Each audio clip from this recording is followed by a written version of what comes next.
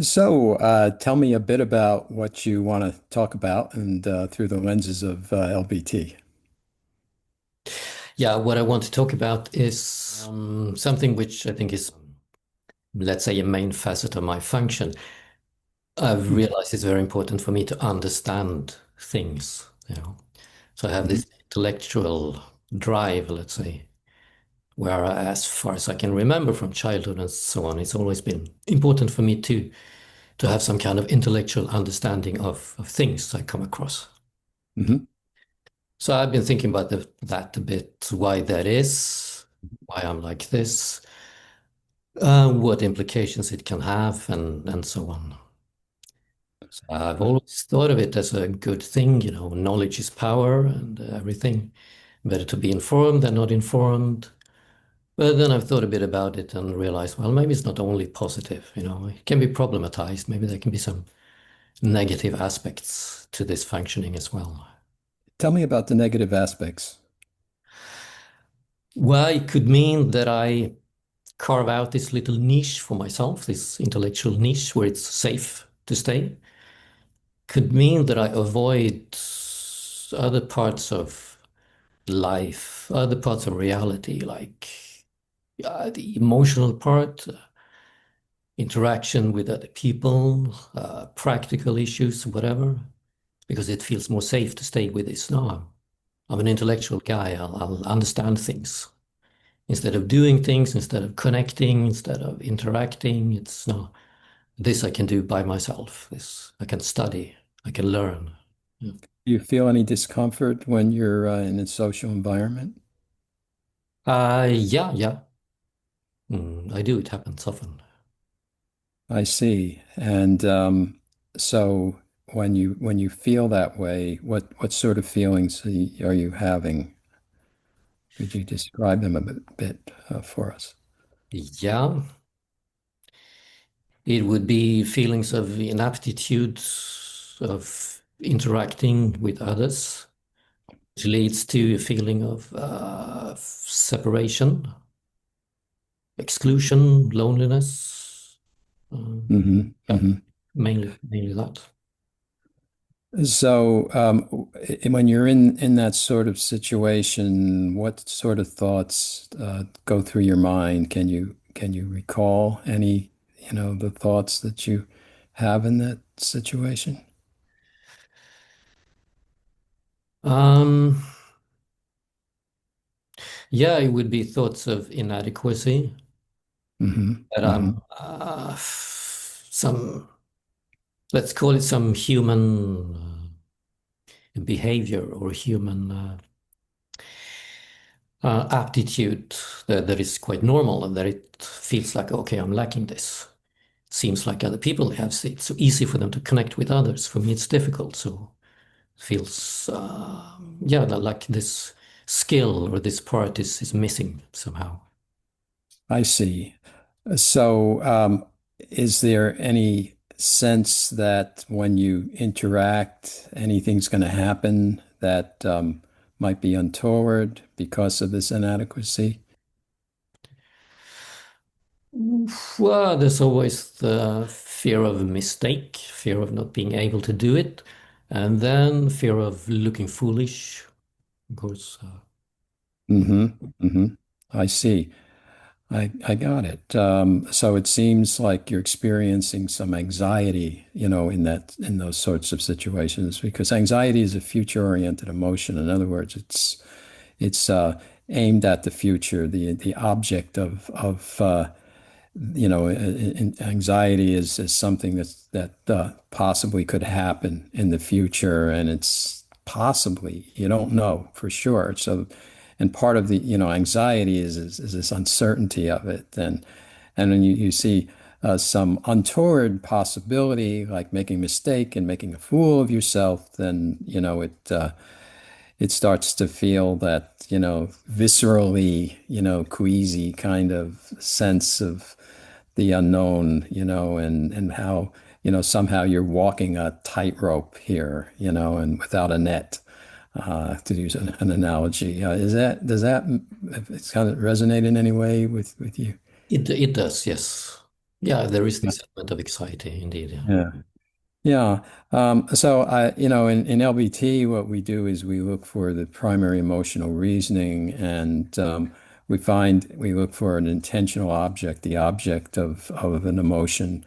And the emotion seems to be anxiety in those particular situations. And then the rating of it, how are you evaluating it? And it seems that your intentional object is that of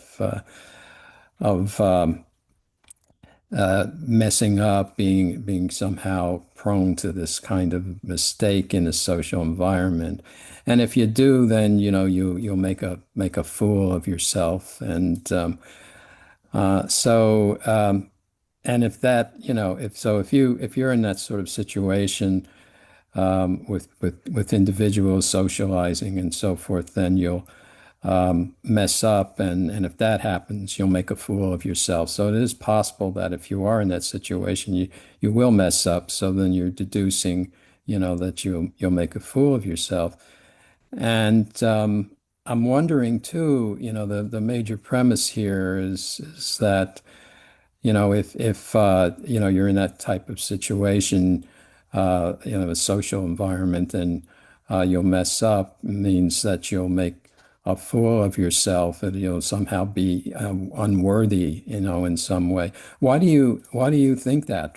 Don't people make mistakes in social environments? Isn't there like a human, potential to do that? So I'm just wondering why you think that, if you do that, then, that makes you a fool, or makes you, less somehow than other individuals, somehow lacking, as you say, in some basic human thing. So wondering. Yeah, indeed, people mess up.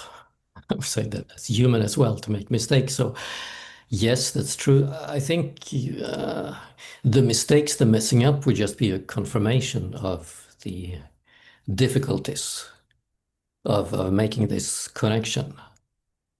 So I it, think, yeah, yeah, I think it would be that that's a strong part of it. It would confirm to myself that, yeah, you see, you can't do it. You're not good at it. all right, so you sort of self-fulfilled prophecy going on there, and then you say, "Oh, see, I knew it. I screwed up, and that's that kind of guy I am. I have this missing thing, that human dimension, and I can't function in those sorts of situations, and I just proved it. And but yeah, it seems like you're putting a lot of pressure on yourself. I'm wondering here, is it this sense of performing here, without error. Um, is this when you think about it, does it feel like a need, or is it sort of a preference? And you say, I prefer, that I don't mess up, or is it like this kind of visceral, gutsy kind of felt need, to perform, and somehow it's all hinging on it, and then if you screw up, well, horrors of horrors. It must mean I'm, this fool. What's your take on that? Does it feel, just when you reflect on it, in that emotional state, when you're in that situation, not intellectually, but when you're actually in that situation, how does it feel? Does it feel like I have to, or does it feel like preference? More like a need, I think, more like I have to. It's not just a preference. No, I don't want to make mistakes. No, I want to be good. I want to make a success of whatever it is that I'm doing. So I think that's is more a need than a preference.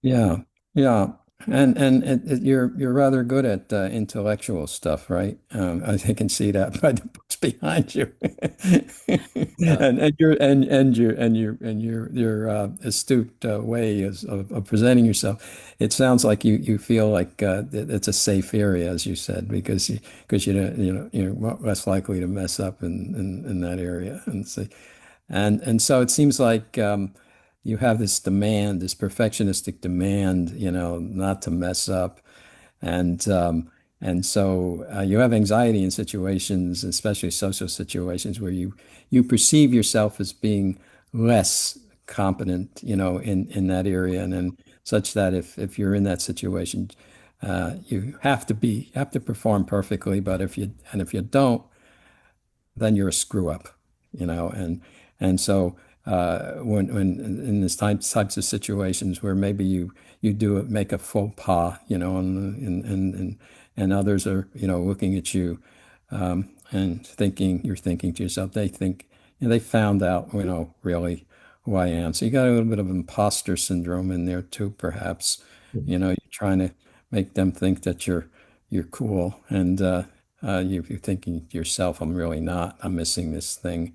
And when that happens, and when your mind, all hell's breaking loose. It's all found out. I'm a fool. I look like a fool, and you don't want that because you demand, this perfection. So, does that resonate with you? Does that sound like, Yeah, uh, it does. The imposter syndrome, I have it indeed. yeah, That yeah. it's with me, yeah. Yeah, yeah, yeah. And so, in LBT, we find the chain of fallacies here. And so essentially, you're demanding perfection of yourself, and you're deducing catastrophizing if you mess up, and then from that you're deducing self-damnation.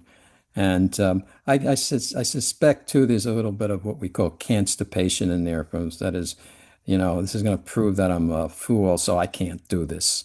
So, the can't, might, you know, kind of seal the deal and kind of, intimidate you from actually embarking on, social situations, and thus you avoid them because you can't do them, perfectly. So you try to avoid them. So you retreat to your ivory tower.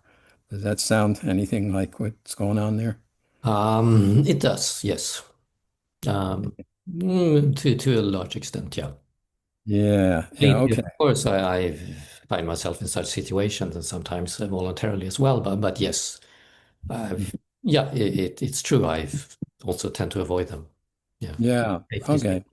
You got like four levels there. You're deducing from demanding perfection, you're deducing um, uh, catastrophizing, from which you're deducing self-damnation, from which you're deducing bullet behavioral constipation. I can't do these sorts of things. And constipation means, you're holding in that cant and refusing to excrete it, as we would say, and so that keeps you, from, it makes it difficult for you to do those situations. Of course, when you intellectualize about it and say, well, I really can, but you feel like you can't. So you have this sense of, loss of power, and efficacy in those situations.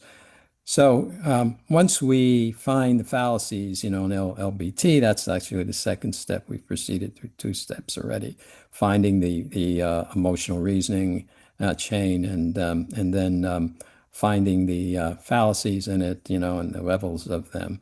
And you can see that they kind of travel in herds. I like to say these fallacies, they hang together. yeah. It's not just one, it's a number of them. But the good news here is that they're all seem to hang on one higher order fallacy, and that's the perfectionistic demand. If you weren't demanding, that you not mess up, then it would be no big deal if you did. So, all right, I did. So, all right, I don't have to. Maybe I prefer not to, but so what? So essentially, what you have is this perfectionistic demand, and so one very tidy way of doing LBT, especially in a short period of time like we have, is to look at what it all hangs on, and in this case, the perfectionistic demand. And I'll think about it rationally now. Now I'm going to ask you to think rationally and not just your emotionally, that's as you've done previously. So when you think about this perfectionistic demand from a rational perspective, what do you come up with? Is it reasonable? No, not at all. Why not? Well, it's perfection is impossible to reach, so that Hmm. I cannot be perfect. So I strive for perfection is nonsensical. Yeah. That's right. Yeah. So, I mean, we both agree that that you have some irrational concept here that from which you're, making yourself anxious, as a result of that. Now, in LBT, that reasoning chain is embedded in your visceral feelings, as you see, and that's what the emotion is, that embedded reasoning chain going on. And so we've actually identified your anxiety, in its all its splendor and lack thereof. So what we want to do now, in LBT, and this is what distinguishes it largely from other CBT, cognitive behavioral approaches, is that we just don't leave you here realizing, what's going on, in your belief system here, the fallacies that you have and so forth. We try to provide, some way of transcending them. And in LBT, there's these what we call guiding virtues that can lift you out of this mud, that you're in, this quicksand that you're in emotionally. And for each of the fallacies, there's a guiding virtue, and there's more too. I mean, it's at least one, but just like the fallacies hang together, so do the guiding virtues hang together. So that's the good news. So when you're working on one of the guiding virtues, you're working on others as well. The highest, the most comprehensive sort of generic mother of all virtues, I like to say, is what I call metaphysical security. Not security about reality itself, security about the imperfections in reality. So in other words, reality can be imperfect, but that's okay. So if you're metaphysically secure, you're secure about the fact that you're human, that you mess up, that you can't predict everything. There is uncertainty in the universe. You can't control everything. You can't know everything. So, in order to be comfortable with the idea that, you could mess up in situations, you have to feel secure, about reality itself, that this is the way reality is. I mean, this is the things that happen. It is what it is, and so what we do in LBT is we identify, the guiding virtues. In your case, it's metaphysical security, and then you're deducing a bunch of other stuff from it, which is we're all aspects of metaphysical security. For instance, when you deduce self-damnation from it, you're deducing a fallacy that has as its virtue, guiding virtue, self-respect. So self-respect is a kind of secure metaphysical security. It's a security about yourself, security that you're okay, even if you mess up. You see, and so, we can see this concept of metaphysical security very widely, because it anchors all the other, guiding virtues as well. So when we're working on that, we can work on different aspects of metaphysical security, self-security, security about the fact that you can't predict everything, that there's uncertainty, and that you might mess up, but that's the way reality is. So, in order to do that, we want to look at in LBT a way of speaking to ourselves, in a way that is itself performs the virtue.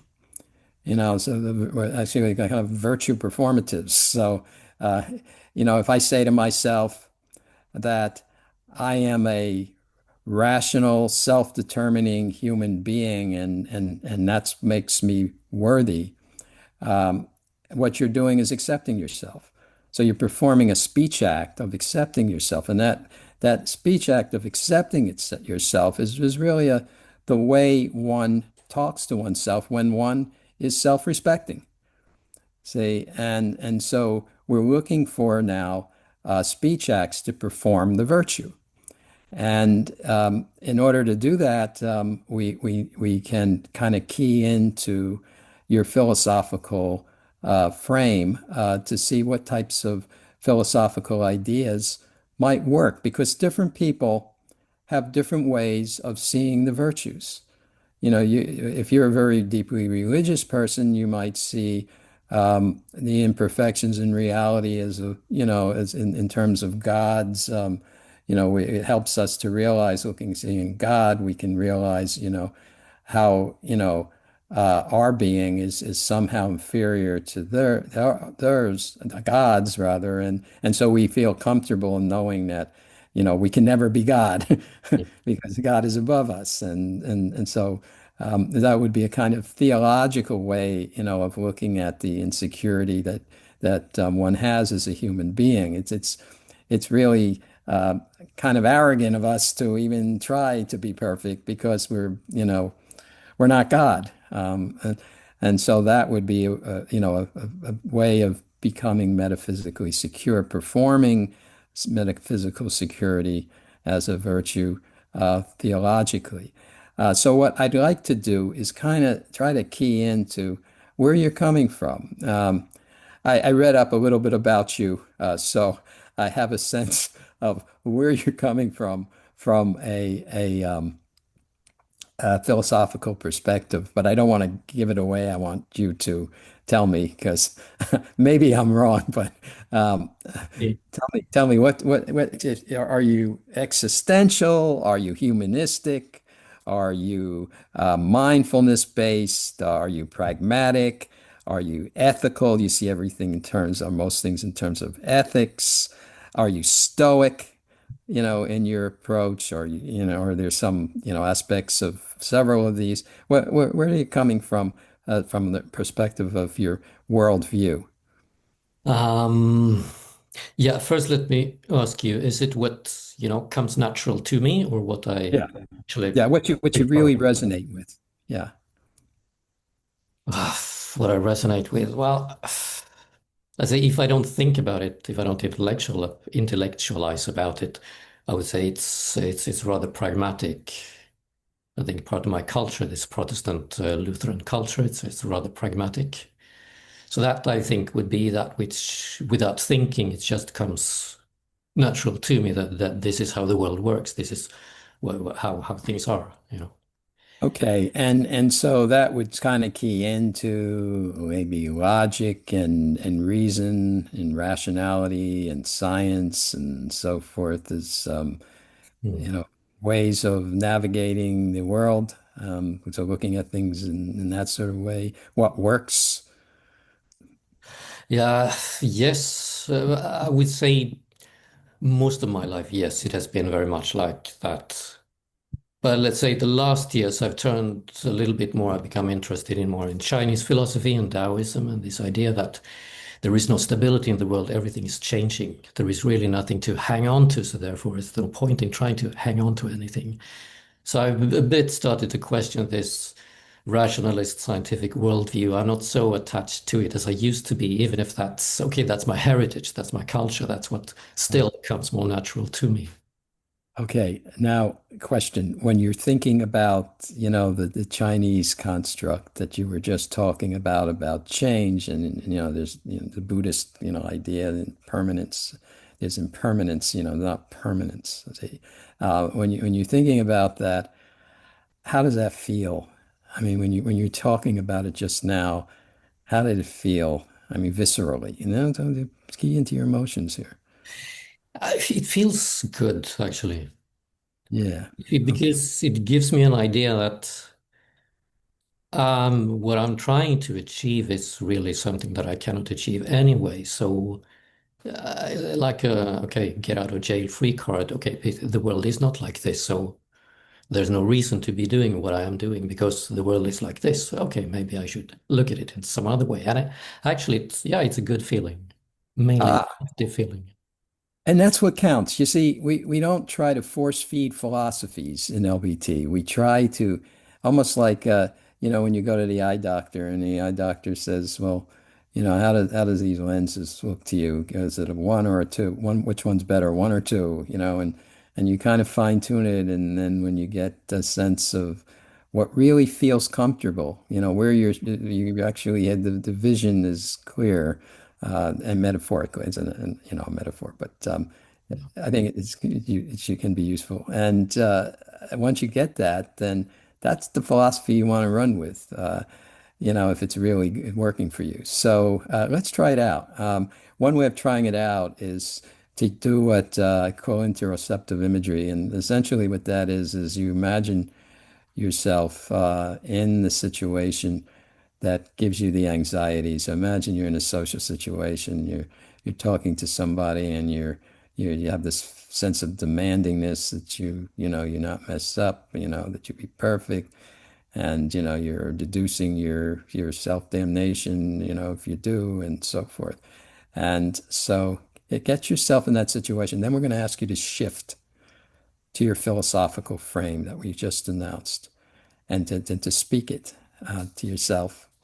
You can say it out loud too if you want, and get yourself to absorb yourself, just as you absorb yourself in the emotional aspect into that cognitive aspect, and then see how you're feeling. Check in with your feelings at that point. So, are you willing to do that? Oh, yeah, yeah, sure. Okay, okay. So, put yourself in that frame emotionally. Don't rationally judge it. Just let yourself feel viscerally what you feel when you're in that situation. Yeah. And let me know when you're there. Yeah, yeah, I can feel it. Okay, what are you feeling? Um, I'm feeling a distance to other people. And yeah, there is some anxiety about approaching people. Um, and some confirmation or some prediction that, okay, it's going to be boring again because I will be here, they will be there will be no connection. So the whole endeavor is pretty useless. I might as well leave because it's not going to lead to anything. Okay, all right. So this discomfort too, hanging in there. Discomfort, yes. Yeah, Feeling of isolation, feeling of loneliness. Yeah. got it. Okay, so now let's shift to your philosophical frame and speak it, and absorb yourself in it. And when you're there, let me know.